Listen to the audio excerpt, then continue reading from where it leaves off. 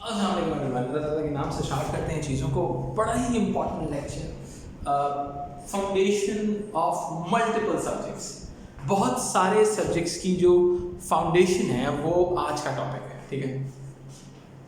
In fact मैं कहूँ कि आज का टॉपिक सोशल साइंसेस की फाउंडेशन है, तो ये बात गलत नहीं होगी, ये बात सही होगी, ठीक है। सोशल साइंस का मतलब ये है कि चाहे वो सोशियोलॉजी हो, चाहे वो मीडिया स्टडीज़ हो, चाहे वो ग्लोबल डेवलपमेंट हो, चाहे वो ग्लोबलाइजेशन हो, इन तमाम सब्जेक्ट्स के अंदर ये लेक्चर अगर आपको समझ में आ गया तो ये तमाम लेक्चर की फाउंडेशन समझ में आ जाएगी कि भाई ये जो बात हो रही है क्यों हो रही है, ये बंदा डिफरेंट बात क्यों कर रहा है और ये बंदा डिफरेंट बात क्यों कर रहा है। ये कहानी को समझना बहुत ही ज़्यादा जरूरी है, ठीक है। तो एक तरह से मैं कह सकता हूँ ये लेक्चर सोशल साइंसेस की बात है। मीडिया स्टडीज़ वाले बच्चों के लिए भी ये बहुत इंपॉर्टेंट चीज़ है। In fact A2 level media studies के अंदर ये बड़ा ही इंपॉर्टेंट टॉपिक कंसिडर किया जाता है। सोशियोलॉजी के अंदर भाई ये फाउंडेशन है, सही है। तो जनाब अल्लाह ताला के नाम से स्टार्ट करते हैं इस चीज़ को। सबसे पहले मैं एक आर्गुमेंट लेके आता हूँ, सबसे पहले मैं एक आर्गुमेंट लेके आता हूँ। बंदे का नाम है कॉम, ऑगस्ट कॉम कहते हैं इसको। सोशल साइंसेस के अंदर बड़ा ही इंपॉर्टेंट बंदा है, ठीक है। इसने दुनिया की तारीख को, दुनिया की जो सोशल साइंसेस या फिलॉसफी की हिस्ट्री है उसको उसने एक तरह से समराइज कर दिया चीज़ों के अंदर। जैसा कि इसने कहा दुनिया के एक एरा को उसने कहा कि दुनिया में जो एक टाइम था वो एक थियोलॉजिकल टाइम पीरियड था, पुराने ज़माने का, मतलब उसको ट्रेडिशनल सोसाइटी कहते हैं, थियोलॉजिकल सोसाइटी, ठीक है। थियोलॉजिकल सोसाइटी के जो टर्म इसने यूज की, एक्चुअली क्यों यूज की कि ये वो सोसाइटी थी जिन सोसाइटीज के अंदर रूल ऑफ रिलीजन एग्जिस्ट करता था, रूल ऑफ रिलीजन एग्जिस्ट करता, समझ आएगा, यानी कि रिलीजन का रूल। पुराने दौर में आपने देखा होगा एक चीज कि अगर बादशाह खड़ा हुआ है, बादशाह अपने तख्त पर बैठा हुआ है, तो उसके बराबर में अगर आप पुरानी क्रिश्चियन फिल्म्स देखें, बाज़ाइन एम्पायर से बनी हुई फिल्म देखें, तो उसके बराबर में एक बंदा क्राइस्ट का निशान लेके खड़ा हुआ होता है। What it shows, वो कहता है the king is a reflection of God. King जो है वो खुदा की रिफ्लेक्शन है, और यू कैन से बादशाह खुदा का साया है, इस तरह के अल्फाज यूज करता था।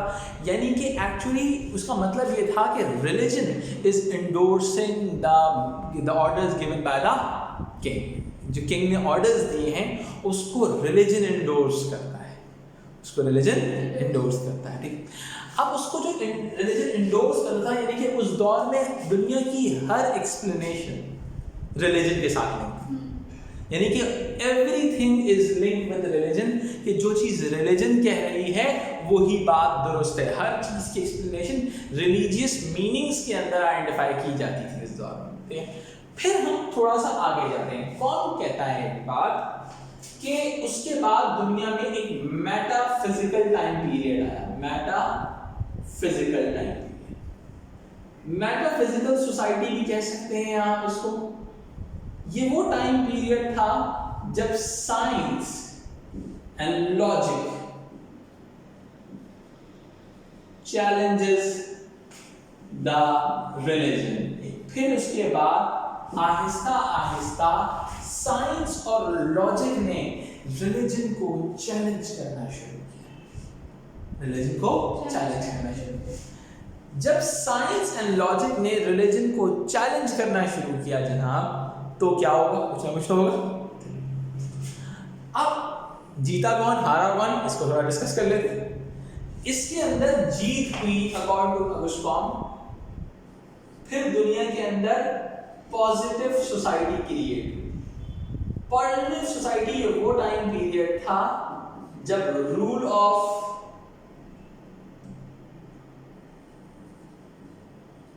साइंस एंड लॉजिक नजर आया दुनिया। फिर दुनिया ने फैसला किया कि हम हर उस चीज को मानेंगे जो साइंटिफिक होगी, जो लॉजिकल होगी। जो चीज साइंटिफिक नहीं होगी, लॉजिकल नहीं होगी, हम उसको मानेंगे बिल्कुल नहीं। अब बात क्या है, क्या आप मुझे सिर्फ एक बात बताइए, इसमें और इसमें कोई सिमिलरिटी ढूंढ सकती हैं? दिमाग लगाएं आप लोग भी, जो ऑनलाइन देख रहे हैं आप लोग भी दिमाग लगाएं कि what is the similarity between this thing and this thing. Deterministic यानी जबरदस्त, आई लाइक योर अप्रोच, ठीक है, बेहतरीन। भाई इन दोनों में सिमिलैरिटी ये है कि ये भी किसी ना किसी रूल की बात कर रहे हैं और ये भी किसी ना किसी रूल की बात कर रहे हैं। यानी कि आसान भाषा में बोलूं तो इसका मतलब ये है कि they both are following a particular meta narrative. ये दोनों कोई ना कोई मेटा नैरेटिव फॉलो कर रहे हैं। अरे मैं समझा रहा हूँ, टेंशन नहीं लेना, ठीक है। मेटा नैरेटिव टर्म जो यूज हुई है, मेटा नैरेटिव, ये क्या टर्म है? ये दोनों की हम जरा सा बात करते हैं, ये भी और ये भी, ये दोनों दरअसल कुछ ना कुछ एक चीज है, सारी जंग इसके साथ लिए है, मेटा नैरेटिव। सही है, देखो याद रखो, narrative refers to the story, meta stands for big story, meta stands for big story. अगर मैं कहूं this stands for big story, और you can say big truth, तो बात बिल्कुल सही होगी, बात बिल्कुल सही होगी। बात सही होने का मतलब है बिग ट्रूथ, यानी कि एक बड़ी सच्चाई। अगर हम कहें कि बड़ी सच्चाई का मतलब ये है कि they both are following a meta narrative, किसी एक चीज को फुलफिल कर रहे हैं, they are following a one truth, एक ट्रूथ को ये फॉलो कर रहे हैं। एक सच्चाई को पकड़ लेते हैं और उस सच्चाई का ढोल पीटते रहते हैं, एक सच्चाई को पकड़ लेते हैं और सच्चाई को ढोल पीटते रहते हैं। इट मींस इस एरा के अंदर जो लोग थे वो रिलीजन का पीछा छोड़ने को तैयार नहीं थे। इस एरा के लोग साइंस का पीछा छोड़ने को तैयार नहीं है। दुनिया की हर एक्सप्लेनेशन को वो साइंस के थ्रू आइडेंटिफाई करना चाहते हैं। दुनिया की हर एक्सप्लेनेशन को ये लोग रिलीजन के थ्रू आइडेंटिफाई करना चाहते थे। ठीक है, यानी कि अगर मैं कहूं मेटा नैरेटिव या फिर आप बिग स्टोरी को फॉलो करते थे, अगर ये बात समझ में आ गई है तो हम थोड़ा सा और आगे बढ़ते हैं। चलिए जनाब, अब इस चीज को मैं थोड़ा सा डिफाइन करता हूं। मैं दुनिया को 3 हिस्सों में डिवाइड करता हूं, दुनिया को 3 हिस्सों में डिवाइड करता हूं। सही, अब 3 हिस्सों में डिवाइड करने से पहले मैं कुछ चीजें आपको समझाना चाहता हूं। ठीक है, अगर कहीं पे भी मॉडर्न का वर्ड लिखा हुआ आ जाए, सही है, मॉडर्न का वर्ड लिखा हुआ आ जाए, तो आप इससे समझें इंडस्ट्रियलाइजेशन की बात हो रही है, इंडस्ट्रियलाइजेशन। और इंडस्ट्रियलाइजेशन दरअसल साइंटिफिक डेवलपमेंट के बगैर हो ही नहीं सकती। साइंस एंड लॉजिक की एग्जिस्टेंस जरूर होगी। यानी कि एक तरह से मैं पॉजिटिव टाइम पीरियड की बात कर रहा हूं, एक अगर मैं थोड़ा सा वर्ड्स को चेंज करूं तो पॉजिटिव टाइम पीरियड की बात लिंक हो रही है कहीं ना कहीं। मॉडर्न का वर्ड ये है, सही है जी। अच्छा जनाब, चलें अब इस कहानी को थोड़ा सा आगे लेके चलते हैं। पहला एरा जिसको हम डिस्कस कर रहे हैं, that is all about pre modern society और प्री मॉडर्न एरा। क्या आप इस कॉन्ट की दी हुई डेफिनेशन के साथ कोई प्री मॉडर्न एरा को आइडेंटिफाई करके बता सकती हैं? रूल ऑफ थियोलॉजिकल एरा, सही। प्री मॉडर्न एरा, अब इस चीज को थोड़ा सा एक्सप्लेन करते हैं। यानी कि मैं ये बात कह सकता हूं, प्री इंडस्ट्रियलाइजेशन, सही है, प्री इंडस्ट्रियलाइजेशन यानी कि इंडस्ट्री से लगने का पहला वक्त, सही है। अब इस टाइम पीरियड को मैं एक तरह से थियोलॉजिकल टाइम पीरियड भी कह सकता हूं। Am I right? सही है। इस अब इंडस्ट्रियलाइजेशन से पहले का वक्त क्या था? यानी कि दुनिया प्राइमरी सेक्टर पर इकोनॉमिक डिपेंडेंस रखती थी। यानी कि इकोनॉमिक डिपेंडेंस किस चीज पे थी? प्राइमरी सेक्टर पे। प्राइमरी सेक्टर कमा के देगा इनको, ठीक है। यानी कि प्राइमरी सेक्टर के ऊपर पहली चीज, अगर मैं कि दुनिया के अंदर मीनिंग्स के पीछे जाऊं, how to explain the word, what are the meanings of the society, तो वो थियोलॉजिकल मीनिंग्स में होंगी, यानी कि रूल ऑफ रिलीजन में होंगी, ठीक है। और प्राइमरी सेक्टर बेस्ड सोसाइटी है, एग्रीकल्चरल सोसाइटी है, ठीक है। मुझे इस सवाल का जवाब दें, सही है, क्या ट्रेडिशनल स्टीरियोटाइप्स मौजूद होंगे, एग्जिस्ट, सही है। इस दौर में एग्जिस्टेंस ऑफ ट्रेडिशनल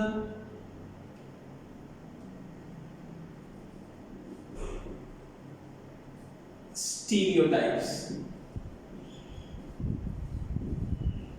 ठीक है, समझ आए। ट्रेडिशनल स्टीरियोटाइप यानी कि ट्रेडिशनल स्टीरियोटाइप का मतलब ये है कि उस दौर के अंदर ट्रेडिशनल स्टीरियोटाइप को मैं एक्सप्लेन करूं, सही है। फॉर एग्जांपल अगर मैं बात कर लूं फैमिली की, तो फैमिली जो थी उस दौर में एक्सटेंडेड फैमिली एग्जिस्ट करती थी ज्यादा, ठीक है, जिसके हम जॉइंट फैमिली भी कहते हैं, ठीक है, सही है। अब अगर इस चीज का आर्गुमेंट क्या है, जब फैमिली आप पढ़ेंगे तो उसमें आप आर्गुमेंट कर सकते हैं। पार्सन और गोडे का आर्गुमेंट है कि भाई फैमिली जो थी उस दौर के अंदर वो एक्सटेंडेड फैमिली थी, ये मैं नहीं कहता, पार्सन्स कहता है, ठीक है जी। अच्छा, क्लियर हो गई बात। अच्छा, इसके अलावा अगर हम उस वक्त मीडियम ऑफ कम्युनिकेशन की बात करें, तो हम उस वक्त जो हमारा उस दौर का जो मेजर मीडियम ऑफ कम्युनिकेशन था वो था बुक्स वगैरह, राइटर वगैरह, सही है।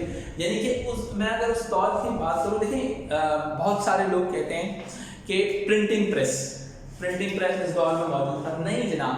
प्रिंटिंग प्रेस मॉडर्निटी की इजाज़त जब इंडस्ट्रियलाइजेशन हुई, उस दौर में कातिब हुआ करते थे। कातिब क्या थे, राइटर्स लोग लिखते थे, बहुत सारे लोग उनको कॉपी बना के दे दिया करते थे उस एक राइटर की, और वो उस तरह से फ्लो, समझ रहे मेरी बात। और सबसे बड़ा जो उस वक्त प्रॉब्लम था ना उस वक्त, यानी कि यही मीडियम था। कहते हैं गालिब का बहुत बड़ा हिस्सा जो दीवान का, यानी कि जो गालिब का आज तक जो दीवान है, यानी कि जो उसकी पोइट्री है, उसका बहुत छोटा हिस्सा हम तक पहुंचा है। बहुत बड़ा हिस्सा दीवान का, जो गालिब का दीवान अगर आप देखोगे ना, इतना सा बिल्कुल छोटा सा, यानी कि बहुत छोटा सा। फिर दूसरे शायर अगर आप दीवान देखो तो इतने बड़े बड़े, इतनी मोटी मोटी किताबें हैं। दीवान का मतलब कोई कलेक्शन ऑफ पोइट्री कहते हैं उसको। तो क्योंकि गालिब का दीवान का बहुत बड़ा हिस्सा 1857 की वॉर के अंदर जिस जगह पर मौजूद था वहाँ पे आग लग गई थी, तो हम तक पहुँच ही नहीं सका। देखो फेलियर है, सही है। दुनिया में बहुत सारे साइंटिस्ट, मुस्लिम साइंटिस्ट की बहुत बड़ी ज़्यादा वर्किंग जो है वो बगदाद के अंदर, जब बगदाद मंगोल्स ने कब्जा किया तो बगदाद की लाइब्रेरी को आग लगा दी। वो मंगोल आधे से ज़्यादा पागल थे, ठीक है। वो जिस शहर में कब्जा करते थे दोनों एक काम किया करते, बट घटिया नहीं तो नहीं, घटिया काम किया करते थे। पहला क्या करते थे, उस शहर की लाइब्रेरी को तबाह कर देते ताकि उसमें जितनी रिसर्च हुई है सारी खत्म हो जाए। आज जो मुस्लिम रिसर्च मौजूद नहीं है, इसकी बहुत बड़ी वजह यह है कि बगदाद को जला दिया गया था, सही। इसकी बहुत सारे रीजंस भी हो सकते हैं कि अच्छा, बहुत सारे लोग ये भी कहते हैं कि उस दौरान में जो रिसर्च हो रही थी वो कोई काम की रिसर्च नहीं थी। यानी कि जब मंगोल बाहर खड़े हुए थे बगदाद के शहर में, तो लोग बहस ये कर रहे थे कि कौवा हलाल है हराम है। तो ये हिस्टोरिकल चीज़ें मौजूद हैं। तो कोई भी शहर फतह होता है तो उसके पीछे कोई ना कोई लेजीनेस होती है लोगों की, जिसकी वजह से वो चीज़ होती है, ठीक है। वरना अगर कोई बड़ी कोई जिदार कौम होती है और अगर उसका कोई शहर फतह होता है, वो हार भी जाती है तो दुनिया याद रखती है। टीपू सुल्तान हार गया अपनी जंग, लेकिन वो आज भी तारीख में जिंदा है। बैटल ऑफ प्लासी के अंदर उनका जो क्या नाम था, नाम भूल गया, वो हार गया गद्दारों की वजह से। रूलर नवाब बंगाल था, वो हार गया, लेकिन वो आज भी जाना जाता है, ठीक है। तो ये एलिमेंट्स एग्जिस्ट करते हैं इस तरह के, ठीक है। यानी कि उस जमाने में जो मीनिंग्स थी, existence of traditional society, stereotypes की जब बात करते हैं फैमिली के हवाले से, मीडिया के हवाले से, रिलीजन के हवाले से, लेकिन हर चीज़ रिलीजियस मीनिंग्स में एक्सप्लेन की जाने की कोशिश की जा रही है, ठीक है। फिर दुनिया में क्या होता है कि दुनिया में एक नया एरा क्रिएट होता है जिसको हम कह सकते हैं मॉडर्न सोसाइटी,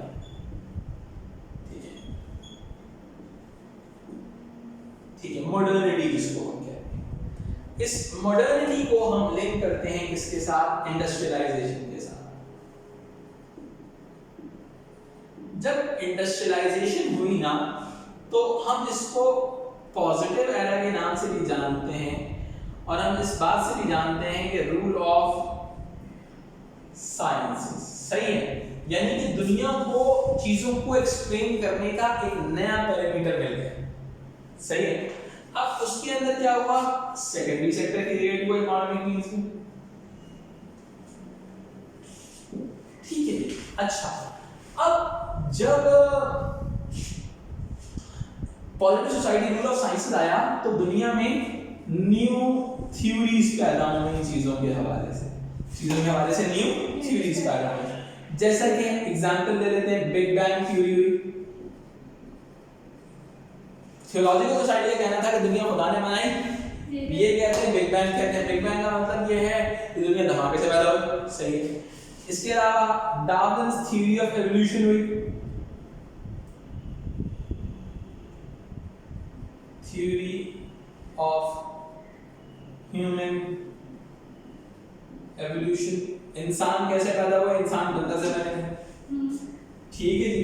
अब क्या है, ये साइंटिफिक लॉजिक की बेसिस पे चल रहा है, साइंस एंड लॉजिक की बेसिस पे। इसको मेंशन करना, साइंस एंड जो चीज लॉजिकल होगी दे विल एक्सेप्ट इट, जो चीज लॉजिकल नहीं होगी दे विल नॉट एक्सेप्ट। इसके अलावा हमारे पास बहुत सारी सोशियोलॉजिकल थ्योरीज हैं, जैसे कि हमारी फंक्शनलिज्म की थ्योरी हो गई, हमारी मार्क्सिज्म की थ्योरी हो गई, हमारी फेमिनिज्म की थ्योरी हो गई। ठीक है। ये सारी थ्योरीज भी इसी दौर की इजाद है जी, मॉडर्न। इतनी पुरानी नहीं, 750 की बात करता है, जब फ्रेंच रेवोल्यूशन आया उसके बाद की बात करेंगे। ठीक है।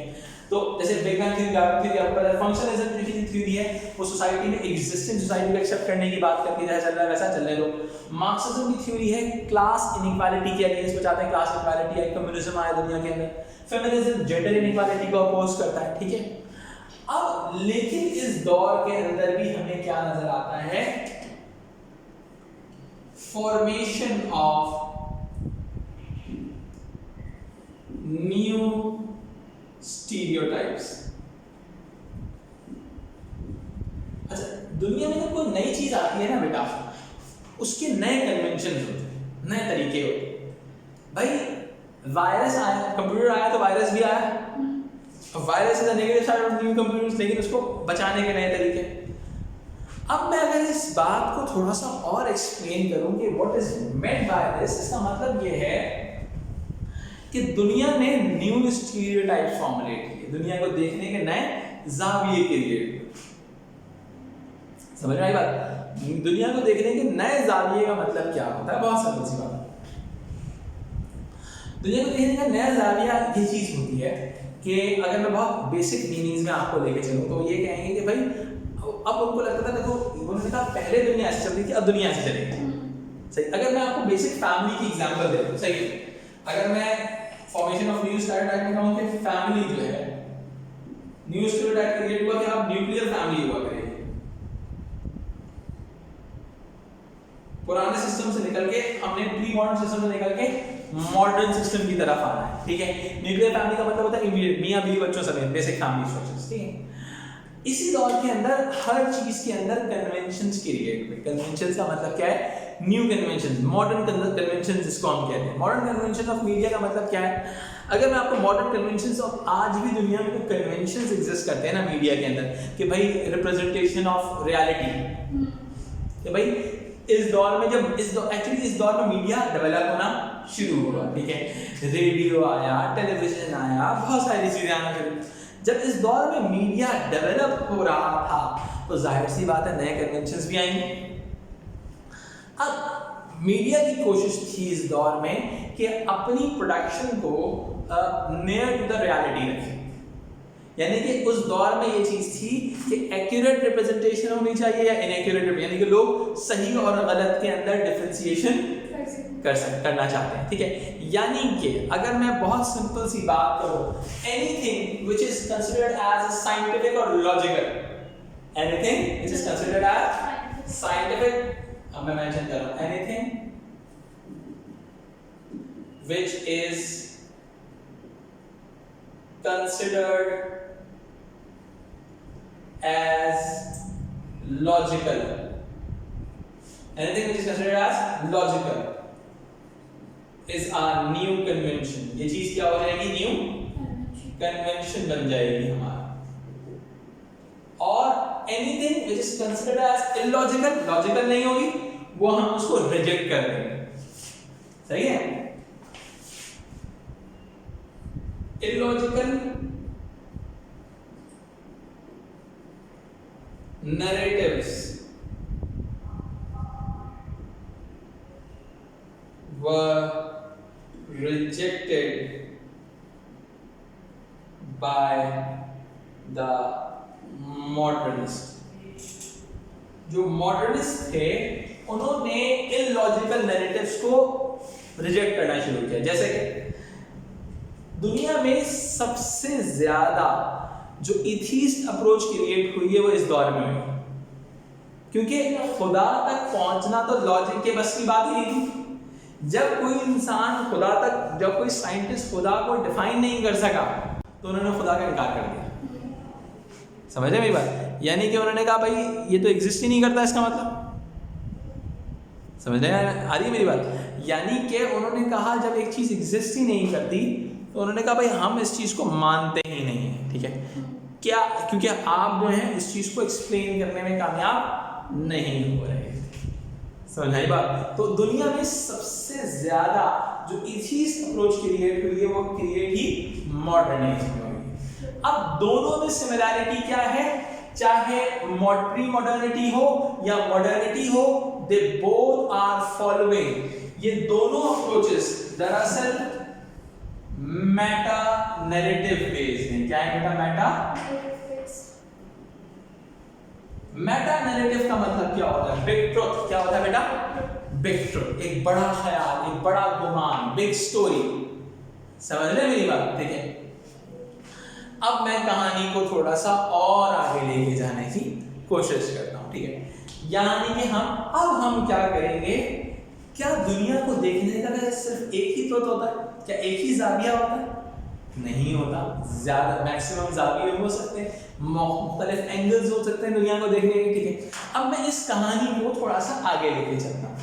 जनाब देखिए, अब मैं अगर इस चीज को थोड़ा सा और डिफाइन करता हूँ तो हमारे पास आता है एरा पोस्ट मॉडर्न थ्योरी। ठीक है, जिसको हम कह सकते हैं पोस्ट इंडस्ट्रियलाइजेशन, यानी कि हम एक ऐसे दौर में आ गए हैं जो इंडस्ट्रियलाइजेशन की भी बात कर रहा है।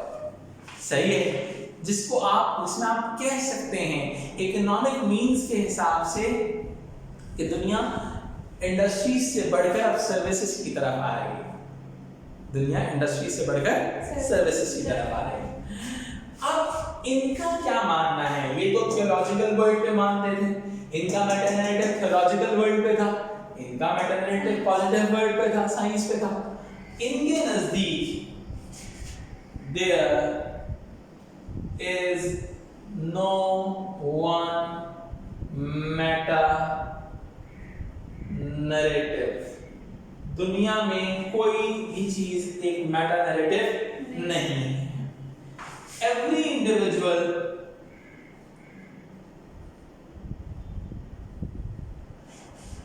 will develop his own truth on the basis of his own experiences। हर इंसान तमाम नैरेटिव को खुद एनालाइज करेगा और अपना नैरेटिव खुद क्रिएट करेगा, अपना नैरेटिव खुद क्रिएट करेगा rather than following a big truth or big narrative। Am I right? इस थ्योरी को हम एक तरह से माइक्रो सोशियोलॉजिकल थ्योरी भी कह सकते हैं, बिकॉज ये हर इंसान को आजाद छोड़ रही है अपने ख्यालात क्रिएट करने के लिए। आप big bang theory, Darwinism, functionalism, इन सब पर भी एक साथ यकीन रख सकते हैं। सही है, किसी पे भी नहीं रख सकते, आप अपनी थ्योरी भी क्रिएट कर सकते हैं। सही है, अब इसी की वजह से क्या होता है? There is no stereotype in post modern societies, ठीक है, कोई स्टीरियोटाइप फॉलो नहीं होगा हमारी पोस्ट मॉडर्न सोसाइटीज के अंदर, ठीक है। यानी कि अगर मैं इस चीज का थोड़ा सा और प्रैक्टिकल एनालिसिस करूं तो मैं कैसे कर सकता हूं, इधर देखिएगा। लेट्स सपोज, अब देखिए मैं आपको टेक्निकल एनालिसिस करके देता हूं। देखें आपको मैं तकरीबन हर सोसाइटी के इंस्टीट्यूशन के साथ एग्जांपल देता हूं। हमारी फैमिली है, फैमिली के अंदर हम क्या देखते हैं, मल्टीपल टाइप्स ऑफ फैमिलीज। आज की दुनिया में हमें मुख्तलिफ तरह की फैमिलीज और न्यू फॉर्म्स ऑफ फैमिलीज भी नजर आती है। मल्टीपल टाइप ऑफ फैमिलीज हैं और कुछ न्यू फॉर्म्स ऑफ फैमिलीज भी हैं, जैसे कि हम गे लेस्बियन फैमिलीज की बात कर सकते हैं।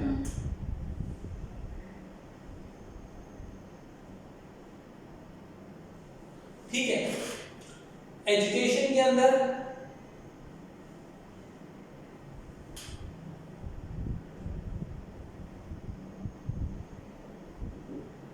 हमें प्लूरलिस्ट मॉडल नजर आता है, सही। प्लूरलिस्ट मॉडल का मतलब क्या है, प्लूरलिस्ट मॉडल कहता है कि multiple forms of education system available है, हर बंदे की मर्जी जिसके अंदर जो कंजम्पशन करना चाहे वो कर सकता है। अगर मैं आगे लेके चलूं आपको रिलीजन के हवाले से, आज की दुनिया में रिलीजियस कंज्यूमरिज्म का कॉन्सेप्ट है। रिलीजियस कंज्यूमरिज्म, रिलीजियस कंज्यूमरिज्म का मतलब क्या है, हर इंसान अपनी नीड के हिसाब से रिलीजन को कंज्यूम करेगा, ठीक है, अपना नैरेटिव ऑफ रिलीजन क्रिएट करेगा, ठीक है। अच्छा जी, मीडिया के अंदर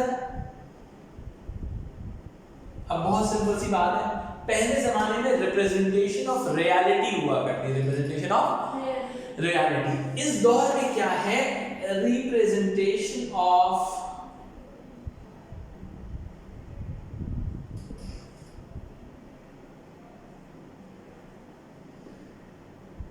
हाइपर रियलिटी।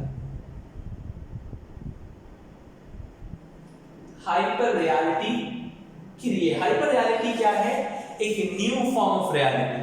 आप साइंस फिक्शन फिल्म्स देखते हैं, रियलिटी से बढ़कर है, सही है। आप वीएफएक्स देखते हो, गोलियां यूं चल रही, क्या रियलिटी में ऐसे कोई नहीं चलती।